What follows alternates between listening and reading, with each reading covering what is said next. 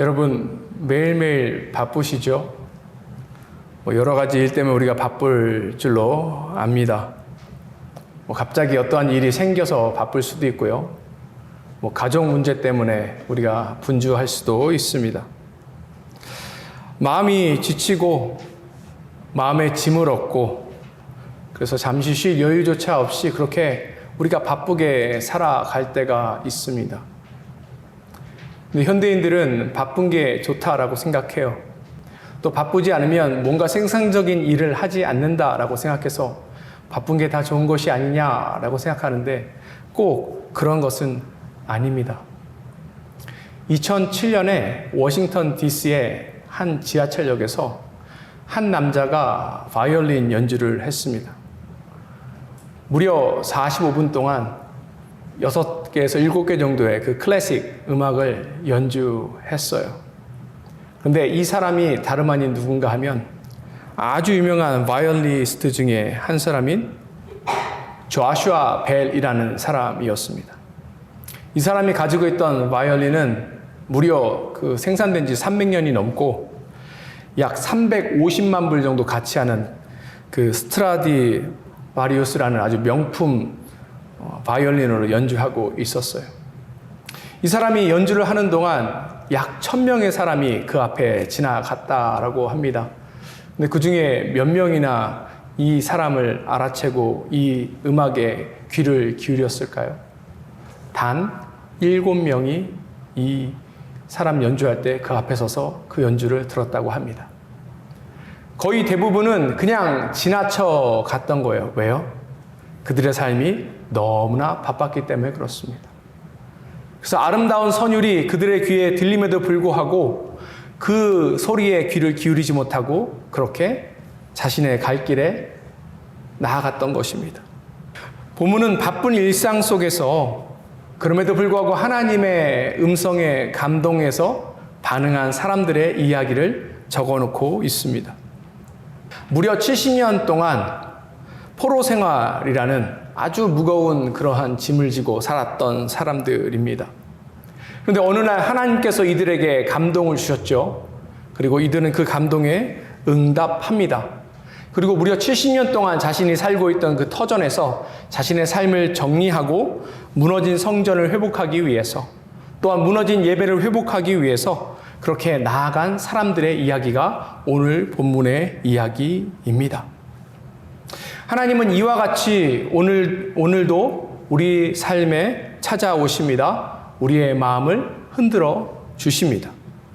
하나님은 우리의 마음을 두드리셔서 영적으로 메마른 영혼에 새 생명의 숨결을 불어넣고 계십니다. 마치 지하철에서 연주하듯이 조용하게 부드럽게 우리의 마음을 흔들고 계시는데, 그런데 중요한 것은 그 자리에서 멈춘 자들만이 이 음성을 들을 수 있다라는 것입니다. 우리가 이 음성을 듣기 위해서 필요한 것은 새로운 것이 아니라 하나님의 감동에 반응하며 나아가는 거예요.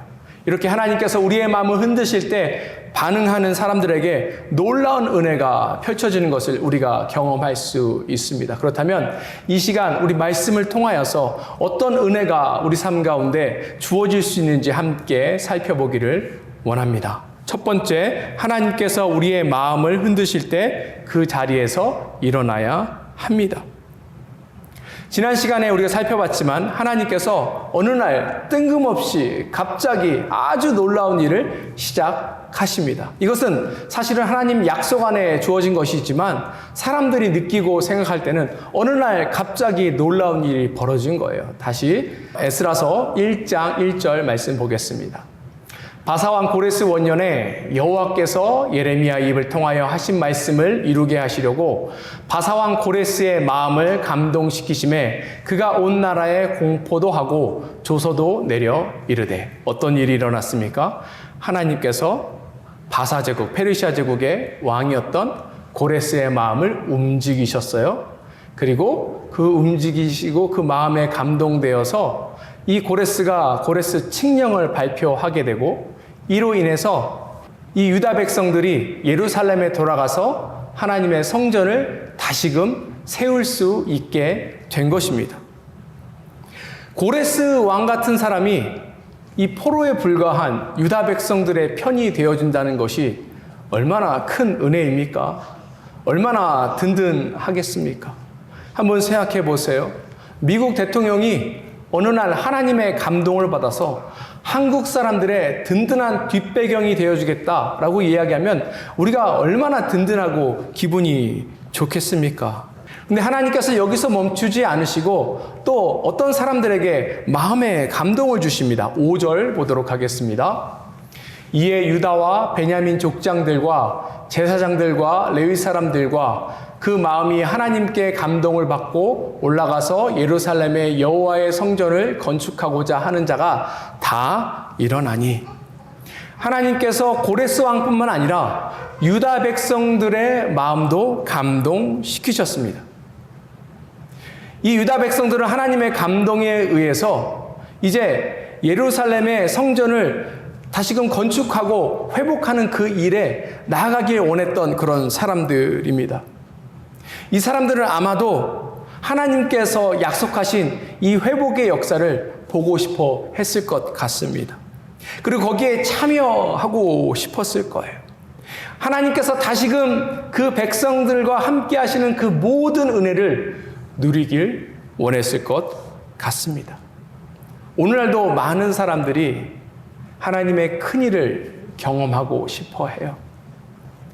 다시금 1907년에 평양에서 일어났던 평양 대부흥 그 경험하고 싶어 합니다. 또 미국에서 여러 번 일어났던 그러한 큰 부흥의 역사를 사람들이 경험하고 싶어 한다라고요. 그리고 성경에 나온 대로 하나님께서 보이시는 놀라운 기적을 우리는 경험하고 싶어 합니다. 그리고 오랫동안 이 일을 위해서 기도하며 나아가는 사람들이 있을 거예요. 그런데 문제가 있습니다. 그것이 무엇인가 하면 대부분의 사람들은 여기서 멈춘다라는 사실입니다. 5절을 다시 보시면 하나님께서 이 유다 백성들 마음 안에 감동을 주시죠. 예루살렘 회복을 위해서, 예루살렘 성전의 재건을 위해서 그렇게 감동을 주십니다. 그때 이 감동에 반응한 사람들이 있었어요. 어떻게 반응합니까? 이 사람들이 다 일어났다라고 합니다. 이 일어나다라는 히브리어는 쿰이라는 단어인데 이게 단순히 일어난다라는 의미만 가진 것이 아니고 결단하고 행동을 시작한다라는 그러한 또한 의미가 있습니다. 자신의 마음을 준비하고 그렇게 일어나기로 헌신하고 나아갔다라는 것을 이야기하는 것이죠. 이들은 굉장히 중요한 인물들이 되었습니다. 비록 오늘 성경에는 이 사람들이 누구인지 정확하게 나오지 않지만 이 무명이었던 이 사람들이 예루살렘 성전을 다시금 재건하는데 아주 초석이 된 사람들이에요. 하나님께서 새로운 일을 하는데 귀하게 쓰임받는 그런 사람들이 되는 것입니다. 물론 예루살렘까지 가는 거리가 멀고 그 다음에 성전을 짓는 그 모든 시간이라든지 노력이라든지 이 모든 것들이 힘들 수 있지만 중요한 것은 하나님께서 이들을 사용하신다라는 것입니다. 사랑하는 성도 여러분, 여기서 우리가 영적인 교훈을 얻고 나아가야 돼요. 하나님은 어떻게 일을 하실까요? 하나님은 누구와 일을 하실까요? 하나님은 어떤 방법을 통하여서 일하실까요? 하나님은 하나님이 마음에 감동을 주실 때 그 감동에 반응하는 소수의 인원을 통하여서 일하신다라는 사실입니다. 하나님께서 우리 마음에도 이와 같은 감동을 그래서 주셨으면 좋겠습니다.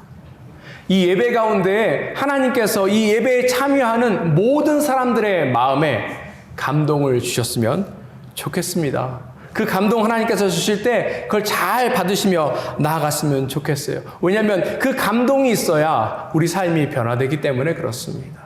그 감동이 있어야 우리의 삶이 회복되고 우리의 예배가 회복되기 때문에 그렇습니다. 그런데 거기서 멈추는 것이 아니라 거기에 우리가 결단하며 나아갔으면 좋겠어요. 아름다운 선율로 하나님께서 우리의 마음을 노크하시고 만지실 때에 헌신하며 나아갔으면 좋겠습니다. 우리가 주보 뒷면에 있는 라스베가스를 위한 기도 읽을 때 형식적으로 읽는 것이 아니라 매일매일 삶 속에 더 그것을 위해서 간절히 바라고 또한 기도하며 나아갔으면 좋겠고, 거기서 또한 멈추는 것이 아니라 다만 한 사람이라도 하나님께서 우리에게 만남의 축복을 주실 때 그 만남 가운데 우리가 예수 그리스도의 복음을 전하고 하나님의 은혜가 이 땅 가운데 임하였다는 사실을 날마다 증거하며 나아갔으면 좋겠습니다. 우리가 반응할 때 하나님께서 일하시는 거예요. 우리가 반응하고 헌신하실 때 하나님께서 우리의 영혼을 사용하여 주시고 하나님만 하실 수 있는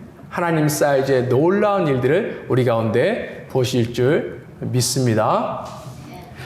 하나님께서 우리의 마음을 흔드실 때, 그래서 첫 번째 우리는 그 자리에서 일어나야 하고요. 두 번째, 그렇게 할 때 우리의 손이 강해집니다. 앞에 이제 헌신에 대해서 이야기했는데, 혹시 여러분들은 헌신한다라고 하면 어떤 조건이 필요하다라고 생각하십니까? 제가 목회해 보니까 제가 헌신을 이렇게 권유하고 한번 해보시면 어떻겠습니까? 라고 권면하면 그것을 잘 받아들이시고 헌신하시는 분도 계시는 반면에 또 이와 같이 이야기하시는 분도 계세요. 목사님, 아직 상황이 준비되지 않았습니다. 아직 환경이 준비되지 않았습니다. 여러 가지 그 먼저 해결해야 될 문제들이 제 안에 있는 것 같습니다. 이렇게 이야기하는 경우가 있습니다. 과연 그럴까요? 오늘 고레스가 하나님의 감동을 받고 또 하나 명령을 하고 있습니다. 4절 보여주세요. 그 남아있는 백성이 어느 곳에 머물러 살든지 그곳 사람들이 마땅히 은과 금과 그 밖의 물건과 짐승으로 도와주고 그 외에도 예루살렘에 세울 하나님의 성전을 위하여 예물을 기쁘게 드릴지니라 하였더라. 고레스가 또 뭘 명령했냐면 유다 백성들 중에 예루살렘으로 돌아갈 사람들은 돌아가고 돌아가지 못할 사람들은 어떻게 하라는 거예요? 다른 모습으로 헌신하라라고 이야기하고 있습니다. 근데 이 남아있는 백성이 유다 백성인지 아니면 그냥 바벨론에 살고 있는 다른 사람인지 신학자들마다 의견이 조금 다릅니다. 근데 여기서 이 포인트는 그게 중요한 게 아니에요. 헌신하고 나아가는 사람들은 그렇게 헌신하고 예루살렘으로 가면 되고 그 사람들을 위해서 돕는 손길이 있겠다라는 것을 지금 말씀이 우리에게 보여주고 있는 것입니다. 근데 고레스 왕이 이와 같이 명령한 것과 또 사람들이 듣고 이것에 반응하는 것은 다른 문제입니다. 여기 보면 한 사람에 얼마씩 해라 이렇게 써여 있나요?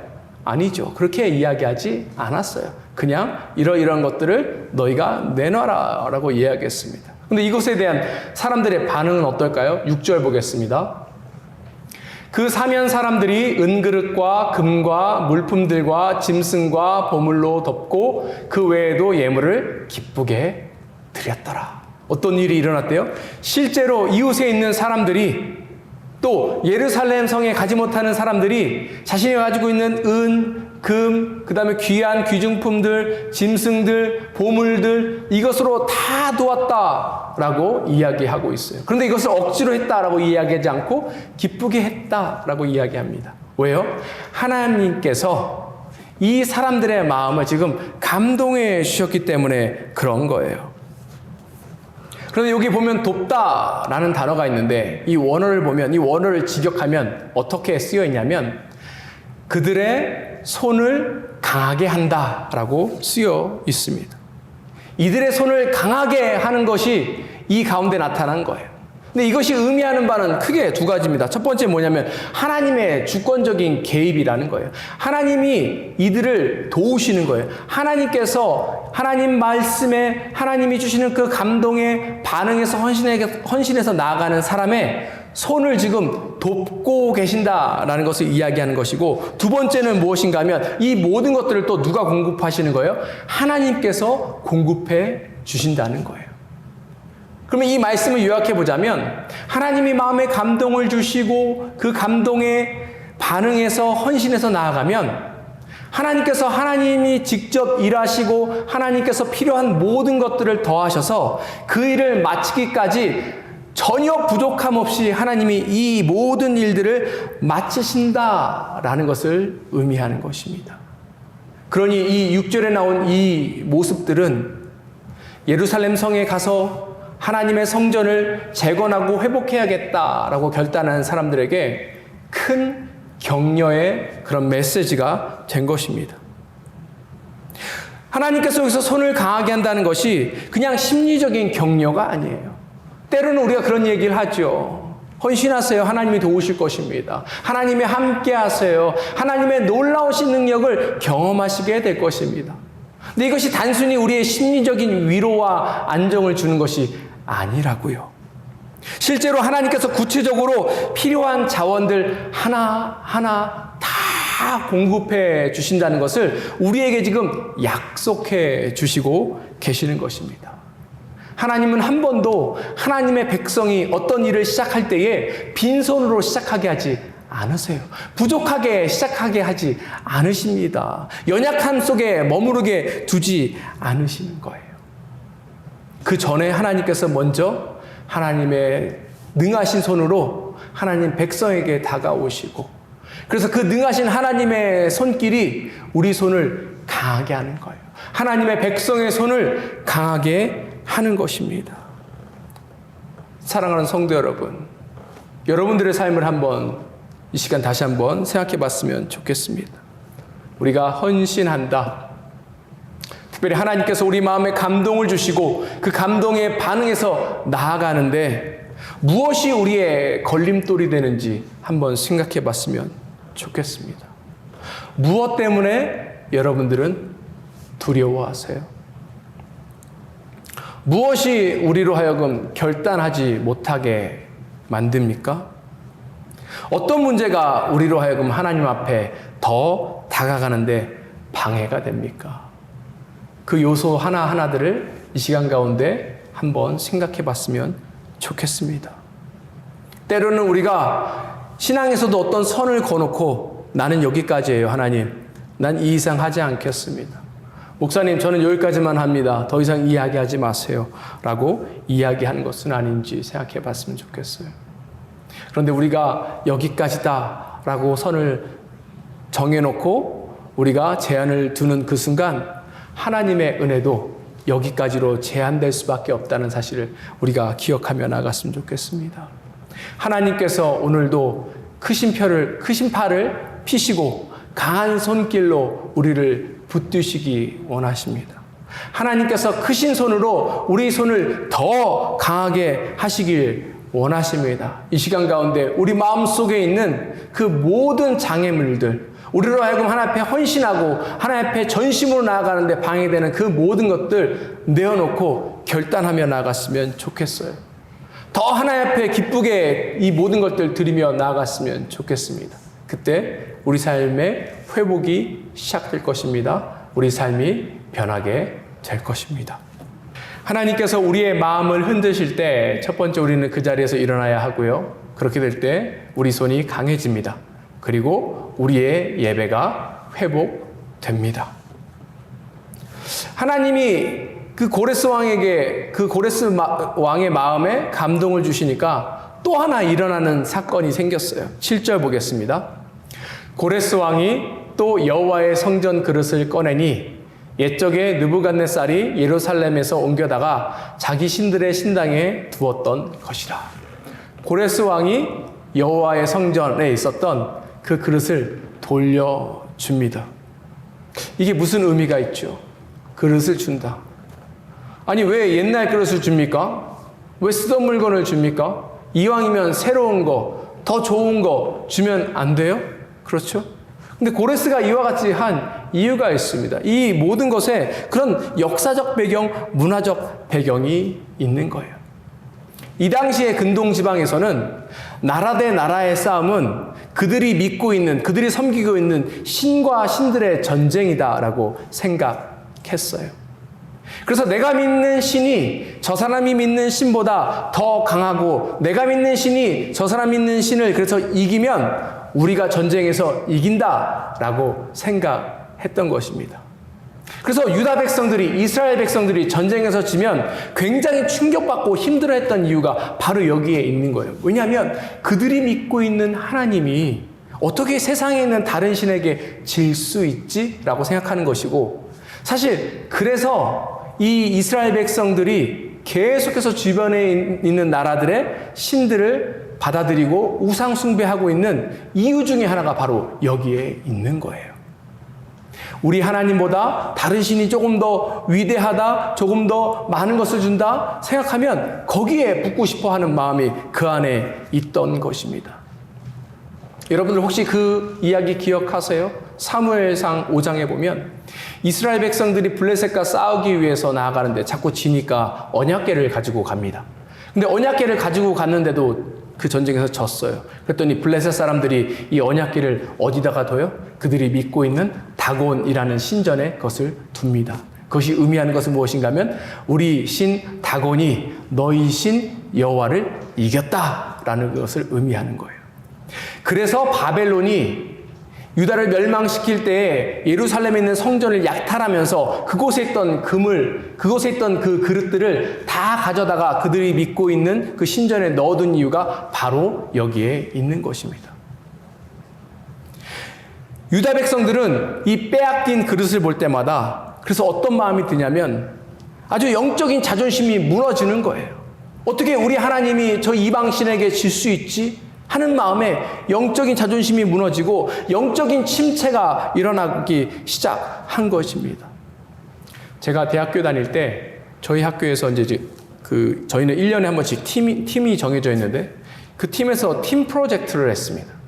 근데 그 팀 프로젝트는 무엇인가 하면 그 조선 말기에 어제연 장군이라는 분이 계셨는데 그 장군이 갖고 있던 그 장군기 거기 숫자라고 써 있어요. 그래서 수자기를 미국한테 뺏긴 것을 되찾는 그런 프로젝트를 했습니다. 우리가 잘 알고 있는 것처럼 1871년에 신미양요가 강화도에서 일어났어요. 미국이 그 조선에게 그 문을 열어라. 같이 통상 조약 맺자 이랬는데 그 당시에 조선이 그것을 하지 않았죠. 그래서 미군이 강화도를 통해서 조선을 공격한 거예요. 아주 치열한 전투가 벌어졌습니다. 목숨을 걸고 한국에 있는 그 조선에 있는 병사들이 그 미군과 맞서 싸웠어요. 그런데 중가부적으로 지게 되죠. 그리고 어제연 장군의 그 수자기를 이 미군이 자신들이 이긴 그 기념으로 그것을 가지고 가서 워싱턴 박물관 어디다가 그냥 둡니다.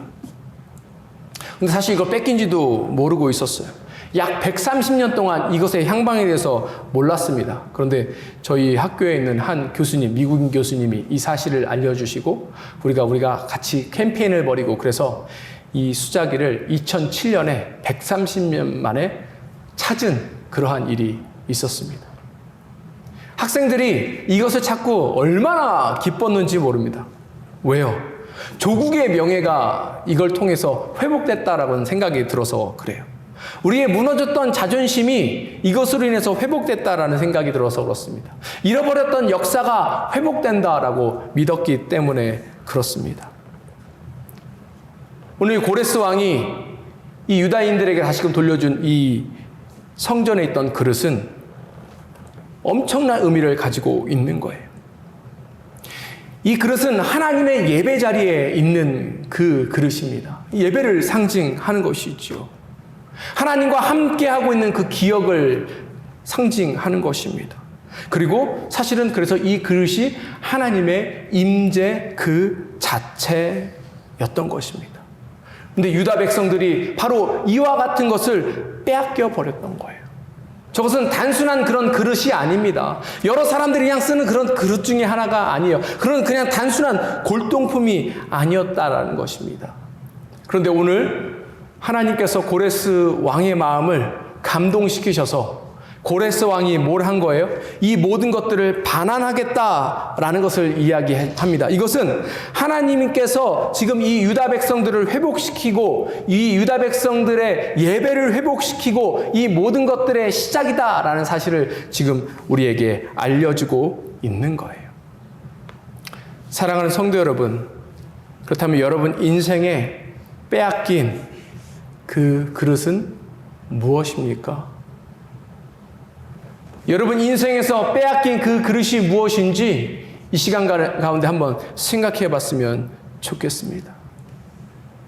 하나님과 함께하는 그 시간을 빼앗기고 있는 것은 아닌지, 우리 예배가 무너진 가운데 그대로 두고 있었던 것은 아닌지, 혹은 우리의 기도 자리가 잃어버려져서 그대로 방치되고 있는 것은 아닌지 한번 생각해 봤으면 좋겠습니다. 우리가 영적으로 자존심이 무너진 그 가운데 있는데 그대로 그 모든 것을 두고 있다면 우리는 계속해서 영적인 침체를 경험할 수밖에 없다라는 사실을 계속해서 기억했으면 좋겠습니다. 오늘 하나님께서 우리에게 말씀해 주셔요. 하나님께서 다시금 우리에게 새로운 언약으로 이야기해 주고 계십니다. 하나님께서 우리 가운데 새 일을 행하시겠다라고 약속해 주고 계시는 거예요. 하나님께서 그 마음을 우리 각 성도들의 마음 가운데 부어주실 때에 그 마음에 우리가 감동하고 그 마음에 우리가 움직이고 그렇게 결단하고 헌신하며 나아갔으면 좋겠습니다.